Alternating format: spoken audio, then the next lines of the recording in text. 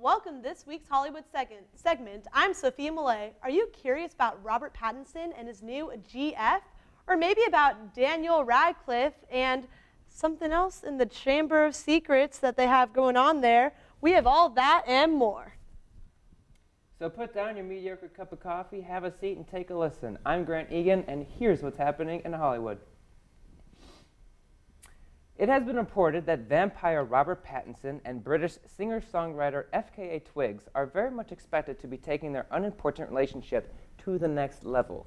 Now, we here at Studio 7 had no idea who FKA Twigs was, so we did some research. And spoiler alert, her name isn't actually FK. Bummer, I know. But apparently her name is Talia, and FKA stands for formerly known as, which means she's going by the alias of formerly known as Twigs. That's a terrible name to go by. If that were my name, I would far rather go by FKA Tree Debris or even FKA Shrubbery Rubbery. But Twigs? Really? Here's a game. What's the first thing you would buy with $8 million? I'll stop you right there because I already know what you all are thinking. Holly's apartment from Breakfast at Tiffanys. Yes, you heard it here first. Maybe from the internet, but let's just go with from here that her apartment is indeed for sale in New York. But wait, does that mean if I bought it, I would be able to eat, sleep, and breathe where Audrey Hepburn was once paid to look pretty? No, the apartment was was used only for outdoor scenes, and the indoor was a set. So in reality, the lucky buyer is paying a whopping $8 million to have the same doors that were used in the movie. Where can I make an offer? So Grant, what would you do with $8 million? $8 million? You know those wax figurines you see of celebrities? Like in the museums? Yeah, I would get one of you, but pay $8 million of it. So like exactly like me? Like how, Like full scale, every hair follicle of you, because I'm kind of a fan of yours. Thank you, Grant. I'm a fan of yours too. But that's not important. We could keep going yeah, on. You're right. We could talk about that later. Seriously, call me. Seriously, call me. Okay. In a recent photo recently uploaded to Instagram, Kylie Jenner showcased her poofy lips to all 13 of her followers. I think she's 13 million? The girl's 17 and she has 13 million followers? What does she have that I don't? Sure, she has the money and the family and the nice chest region and the lips, but maybe one day. One day. Mom, Bible, literally, I swear, the models are being so mean to me. I just can't, I seriously, literally can't. Ah, ladies, don't you remember back in high school being at the most famous fashion shows in the world? Remember when the mean supermodels would make fun of you for eating the last celery stick before going on the runway? Oh, wait, that's not our reality. My bad. That's actually Kendall Jenner's reality. A few months ago at New York Fashion Week, Kendall Jenner complained that other supermodels bullied her. Recently, Coco Rocha, a fellow model, proved that she is more than Hershey's next cover girl and offered some advice. She tells Kendall to expect the cattiness and just act older and wiser.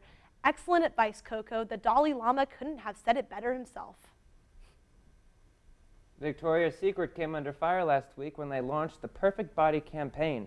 No surprise here, but this controversial ad comprised of women and attractive women. Now, a lot of people are outraged over the company's message as to how a female body should look. But yet, I can't complain, because last week, a Victoria's Secret talent agent approached me and said, "Oh my goodness, you are beautiful. Would you be okay with us modeling beautiful women off you?" And I said, yes.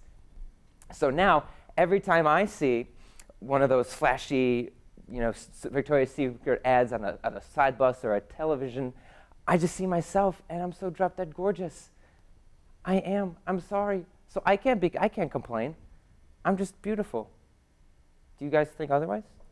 Am I not beautiful? What's going on? I thought it's not beautiful. But I guess you're beautiful, Sophia. So can you give me some tips as to what it's like? Just a little powder here, a little mascara here and there. I can't do it on my own, Grant. I'm not like those people in the ads, you know, I don't have about 50 grand to drop on, you know, a job or, you know, like a laser hair hand, removal, like a like hand to get your job. hands better. Oh, like to, yeah. exactly, like my file hand your job. nails. Yeah. You know, a lot of people, I just don't have access to that, unfortunately. Have you ever wondered how almost every child star has ended up in jail or rehab, excluding the cast of Harry Potter? I always thought it was all the magic and British accents, but Daniel Radcliffe has recently answered questions about how the 3 stars of the Harry Potter films handled fame so well at such a young age. He believes this was the case because the crew treated them as kids instead of expecting them to act like adults. From the get-go, he said, "I enjoyed surprising people who expected me to be bratty and obnoxious in the media. Well put, Harry. You should be a life coach." So, Grant, what'd you think of that British accent? That was British? Well, here's the thing.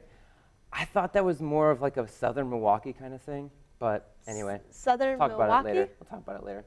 Furious 7 actress Jordana Brewster told E! News reporters that the upcoming audition to the Fast and Furious franchise will ultimately celebrate Paul Walker's life.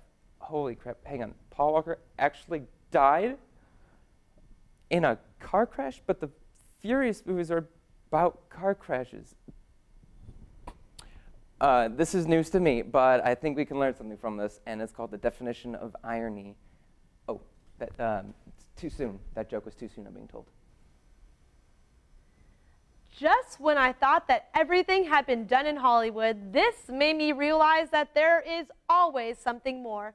Insurgent, the sequel to Divergent, with that one girl from The Secret Life of the American Teenager. Yep, she thought she could get away from that title by being in The Fault in Our Stars, but we all knew that wasn't going to happen. Anyways, the movie is going to be in 3D. Yes, no way. Paying $10 more for floppy glasses isn't even the cool part. They introduced this by making interactive movie posters online. When you click on the poster, it moves. So go to eOnline and check it out. Solid use of 10 minutes, I guarantee it. Stay tuned for some amazing viral videos with Megan and Juliana here on I Can't Even after the break.